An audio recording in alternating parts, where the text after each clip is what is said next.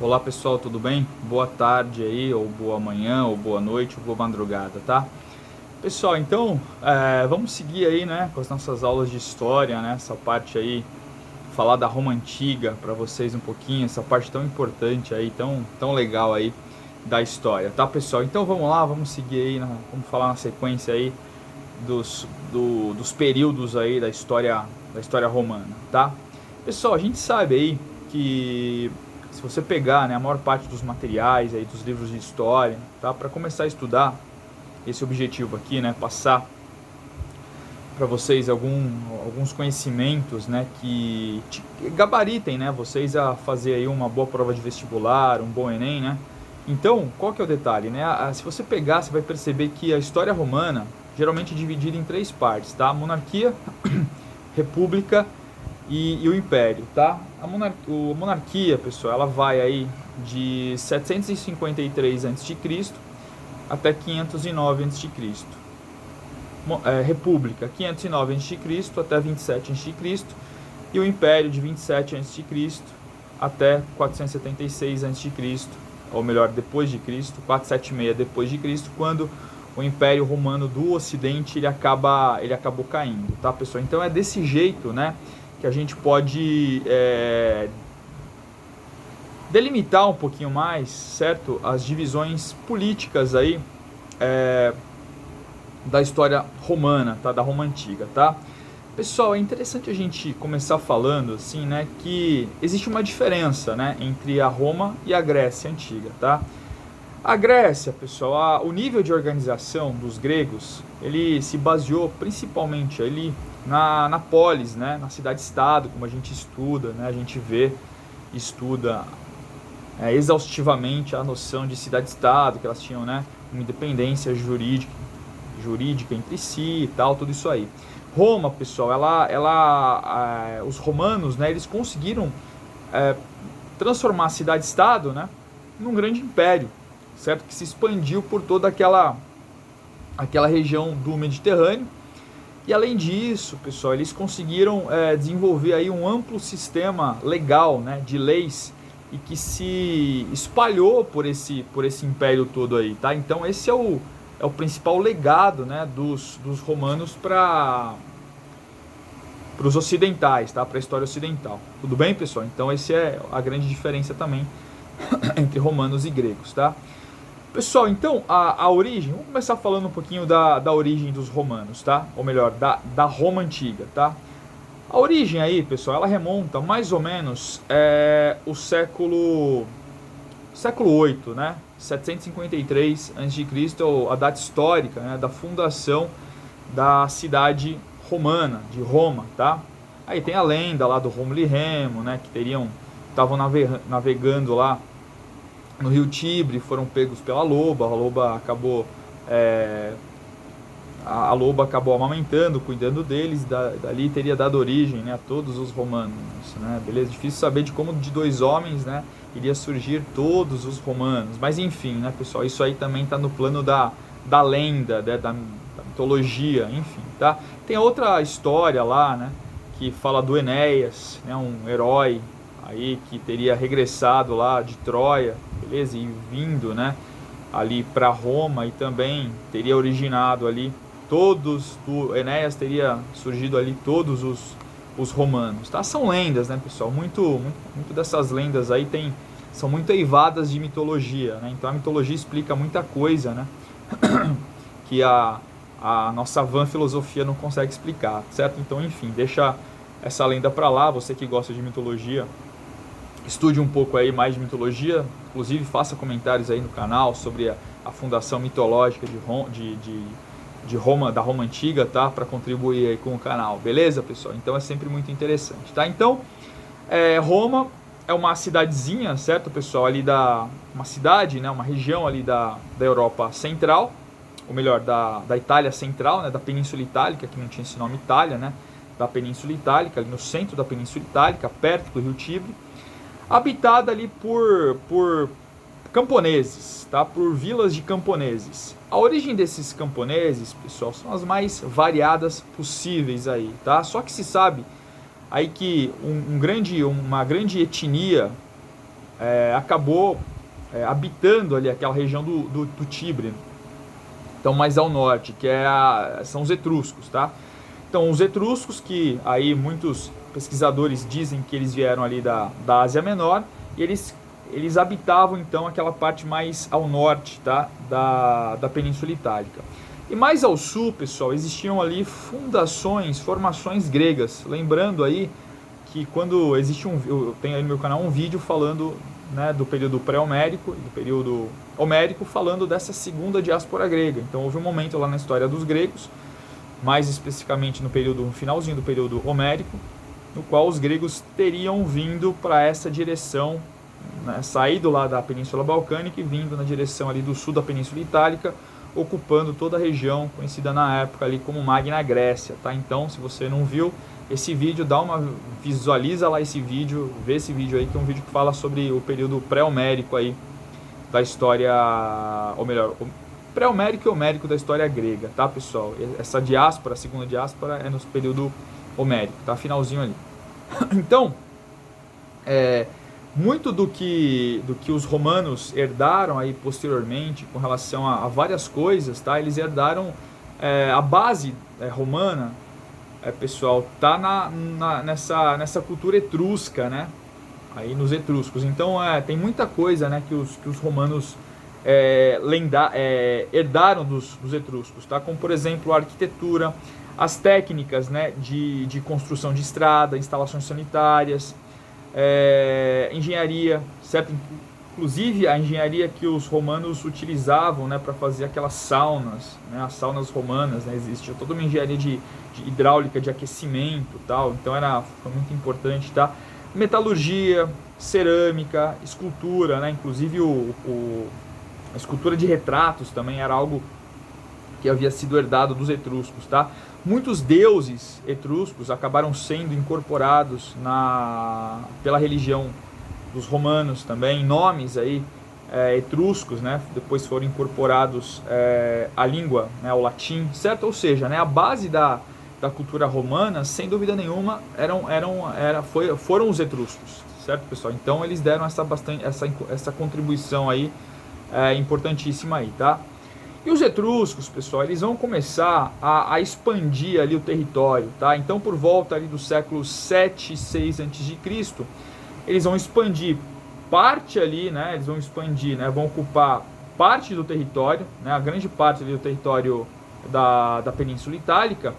E eles vão ser aí os grandes, né? A etnia que vai controlar, vai ser a etnia controladora da monarquia romana. Então, Roma vai ter aí algo em torno de 7 reis, certo? E os etruscos, sem dúvida nenhuma, vão ser aí a etnia, a principal etnia controladora aí da monarquia aí, tá?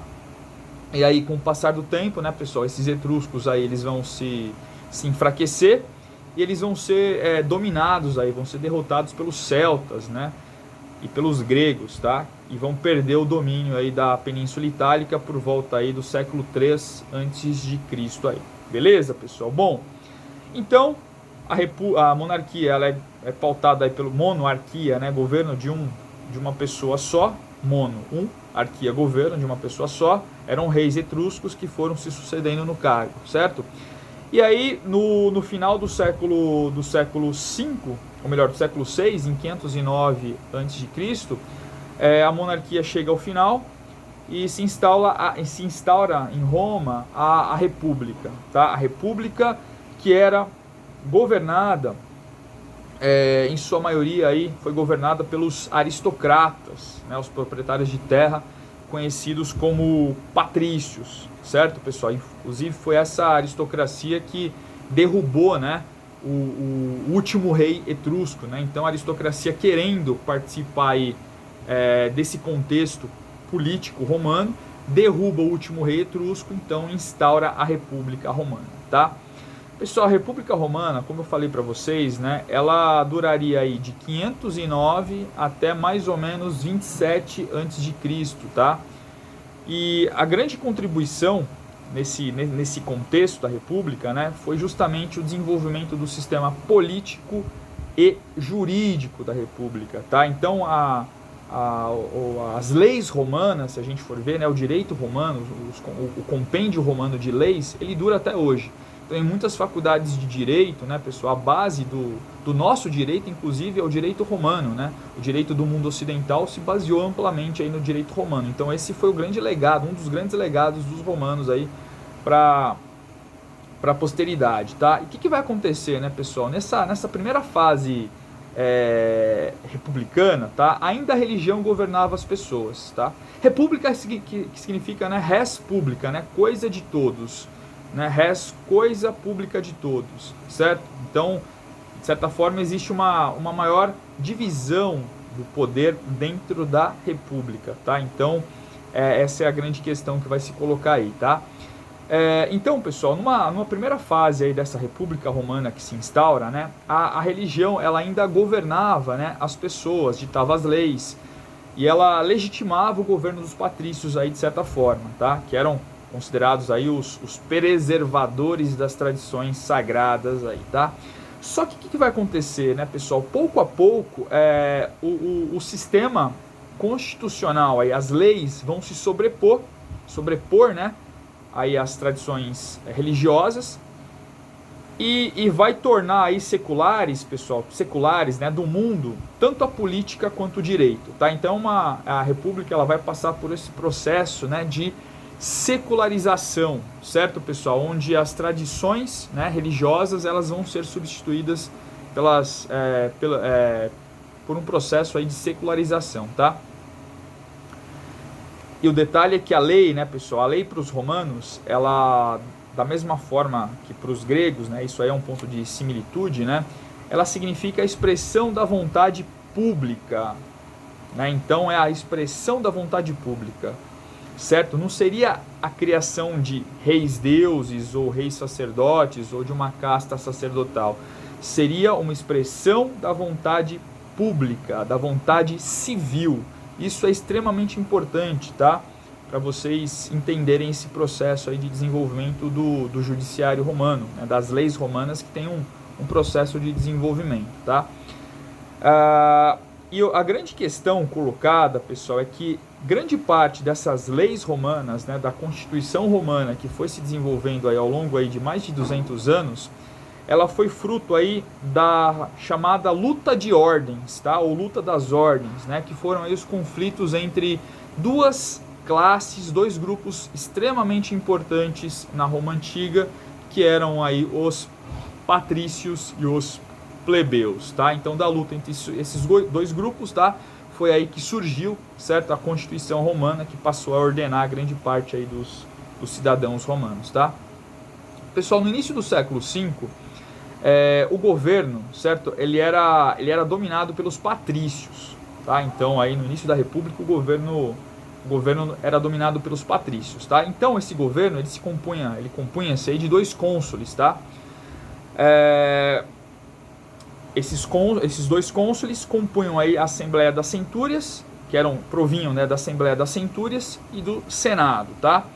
Os patrícios, pessoal, nesse processo aí, quem que eram os patrícios, né? Eram aquelas pessoas que tinham a maior parte das terras, certo? E controlavam basicamente o Senado e o Exército, tá? Então, era assim que se definia aí os patrícios, certo? E muitos chefes do governo, né? Desse governo que se instaurou, que controlava inicialmente essa República Romana, tá? Esse governo, os representantes desse governo, geralmente eles eram provenientes da nobreza, tá? Eles eram eleitos aí anualmente, comandavam o exército, atuavam como juízes e estabeleciam as leis, beleza? Era assim que formava, era assim que o governo da República, né, era composto aí, né? Eram cônsules que controlavam grande parte aí da vida política romana, tá? Pessoal, no processo todo aí, a Assembleia das Centúrias, tá? Que era, de certa forma, aí tinha um caráter um pouco mais popular, a participação popular existia, no entanto, o controle dessa Assembleia das Centúrias era feita aí justamente pela nobreza, tá?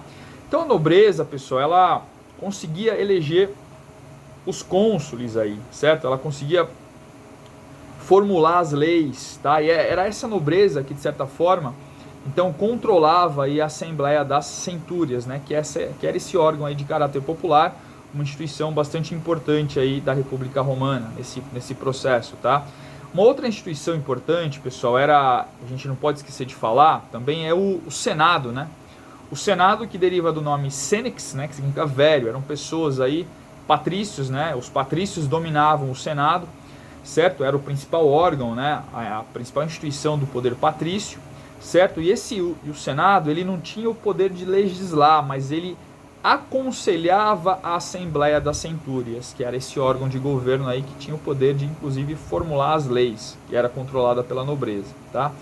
A função dos patrícios, ou melhor, do Senado, pessoal, era justamente controlar as finanças públicas e também a política externa, certo? Lá naquele contexto de desenvolvimento das instituições romanas, tá?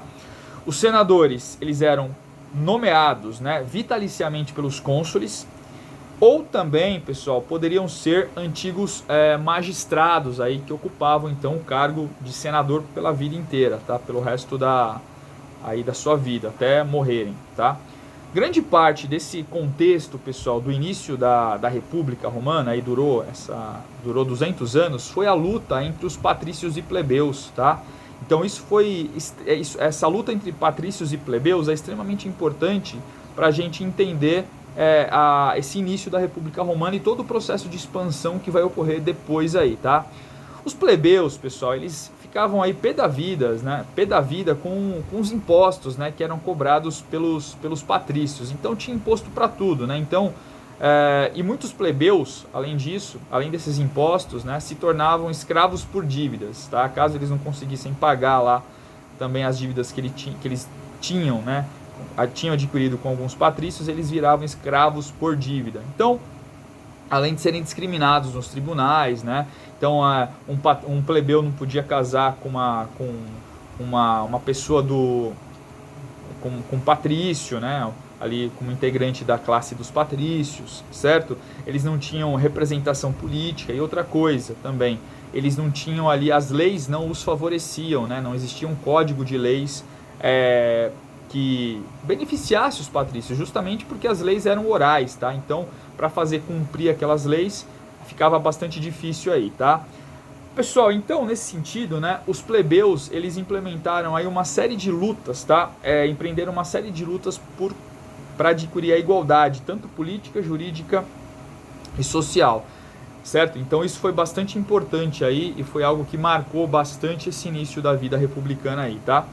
A única arma aí que os plebeus tinham, pessoal, era a ameaça de se desligarem da Roma Antiga, tá? Então eles ameaçavam, falavam assim, ou vocês cumprem aí o que a gente quer, ou vocês aceitam o que a gente está pedindo, né? Falando aí para os patrícios, ou a gente vai deixar de pagar os impostos, ou a gente vai deixar de trabalhar, e a gente também a gente não vai mais servir o exército.